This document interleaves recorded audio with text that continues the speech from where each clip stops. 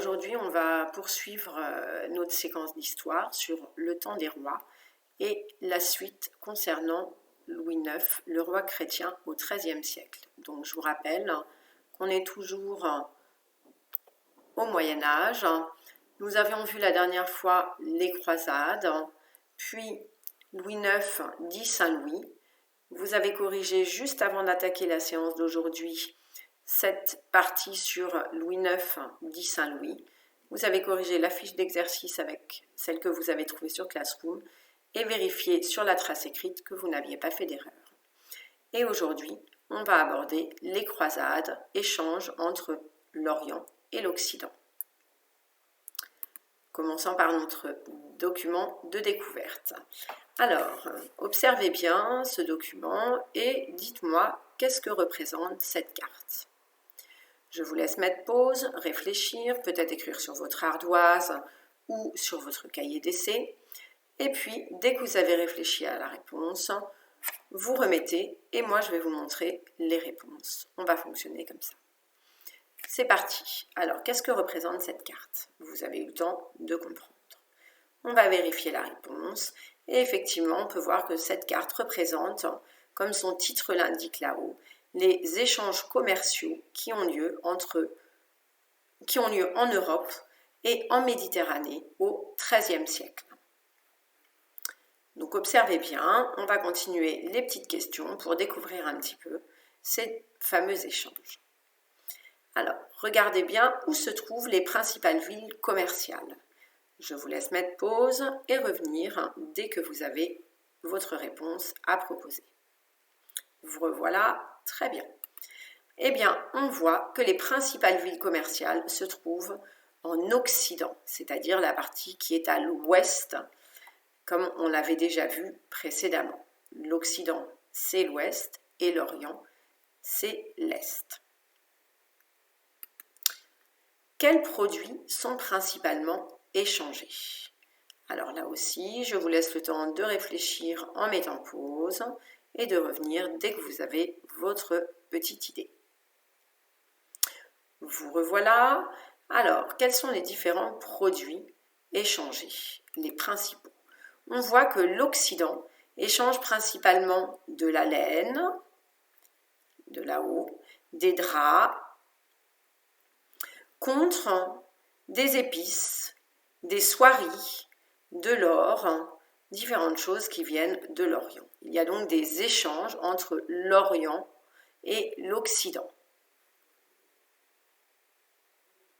On voit que ces échanges se font en grande partie par la mer, les routes maritimes qui ici sont indiquées en bleu, mais aussi par des routes terrestres, donc sur la terre, qui sont indiquées en rouge. Mais de toute façon, on va revoir bien tout ça dans la petite leçon en vidéo. Alors selon vous, qu'est-ce qu'ont découvert les chrétiens d'Occident grâce aux croisades qu'ils sont allés faire, donc rappelez-vous, en Orient? Eh bien effectivement, comme on peut le voir ici, ça va certainement être des choses que l'on peut retrouver sur cette carte. On va maintenant visionner ensemble la vidéo de la leçon. Si vous avez besoin, n'hésitez pas à mettre des pauses pour revenir dessus ou alors à réécouter, à revisionner cette leçon à la fin. Et maintenant, c'est parti. Les croisades, échanges entre Orient et Occident. Les croisades sont des guerres cruelles, mais elles ont aussi permis aux chrétiens de découvrir la riche civilisation arabo-musulmane.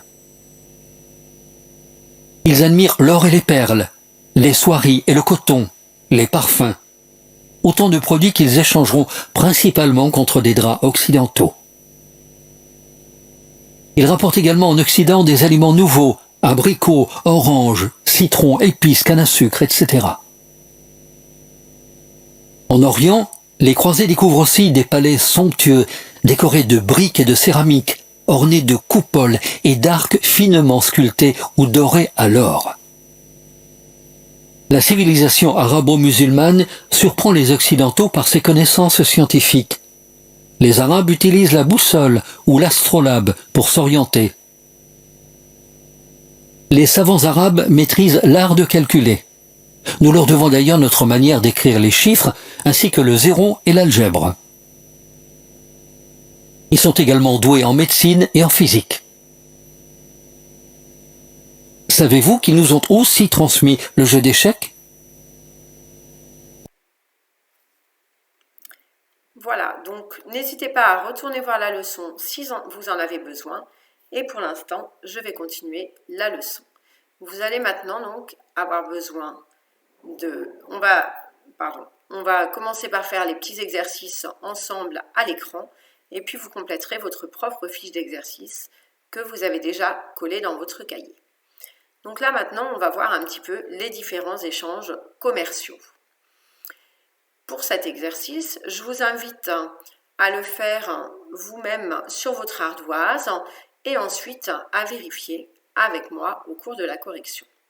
On vous demande de ranger ces produits selon d'une part leur provenance, est-ce qu'ils proviennent de l'Occident ou de l'Orient, et également de les ranger par ordre alphabétique.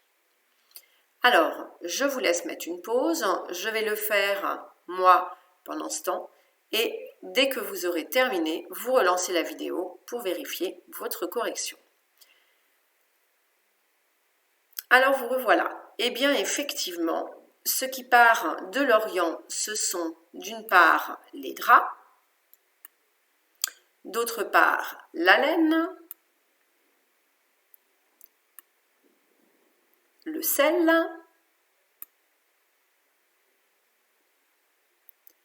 et le vin. Oups, excusez-moi, il n'est pas venu jusqu'au bout. Ben alors, décidément, je ne vais pas y arriver. Et le vin. Et qui part de l'Orient, vous avez pu mettre les épices, vous avez pu mettre l'or, les oranges et la soie. Et comme ça, vous avez respecté également l'ordre alphabétique. Donc en fait, on voyait tout ça d'une part dans la vidéo et d'autre part, c'est effectivement ce qu'on constate sur notre fameuse carte des échanges commerciaux.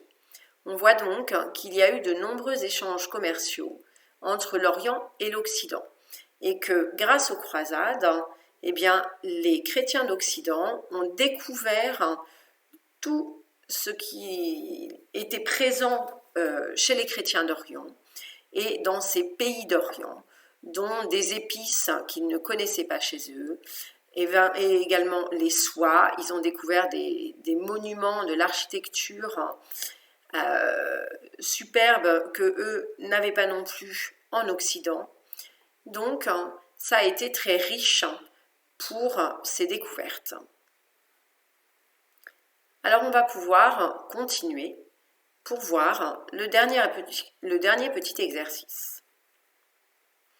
On va voir aussi, et on l'a entendu dans la vidéo, que les chrétiens d'Orient et les arabo-musulmans, pas les chrétiens d'Orient, que les arabo-musulmans avaient été de très bons scientifiques, avaient découvert beaucoup de choses qu'ont rapporté en Occident les chrétiens au cours de leur voyage. Alors là, on doit associer une discipline à chaque proposition. Donc, comme d'habitude, on va le faire ensemble. Donc, je vous invite à réfléchir en mettant une pause, en lisant attentivement tout ce qui est proposé et à revenir sur la vidéo dès que vous avez fini votre réflexion pour pouvoir corriger avec moi. Alors, dans les observatoires, les savants étudient les astres. De quelle discipline s'agit-il? Est-ce que ce sont les mathématiques, la médecine, l'architecture, l'astronomie ou la physique? Eh bien, oui, vous avez répondu. L'astronomie, c'est bien ça. En Orient, on pratique la chirurgie et l'anesthésie. Il s'agit de la discipline médicale, c'est donc la médecine.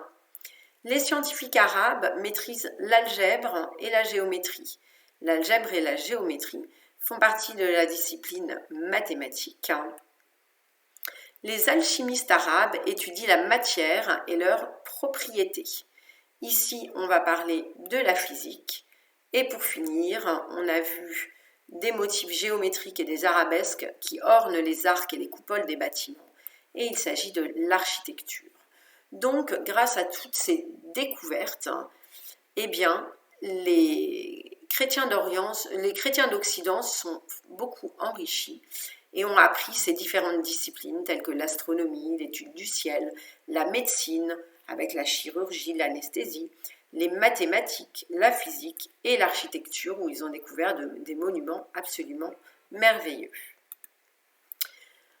Vous allez donc maintenant pouvoir passer à votre fiche d'exercice que je ne vous projette pas, mais il s'agit donc de la fiche élève numéro 5 que vous allez compléter.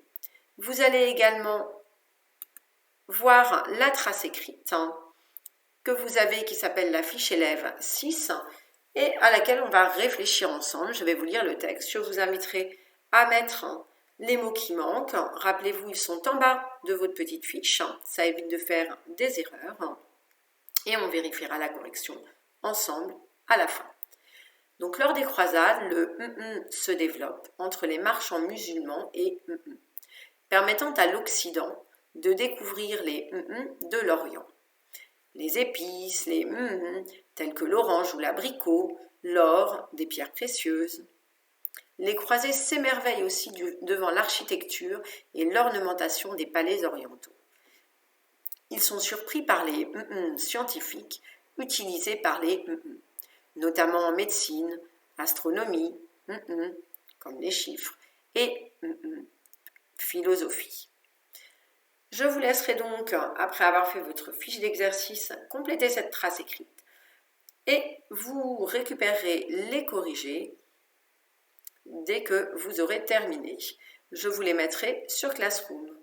Je vous souhaite une bonne fin de journée et n'hésitez pas à aller voir la vidéo concernant les croisades avec C'est pas sorcier que je vous ai mis en lien sur Classroom. Au revoir.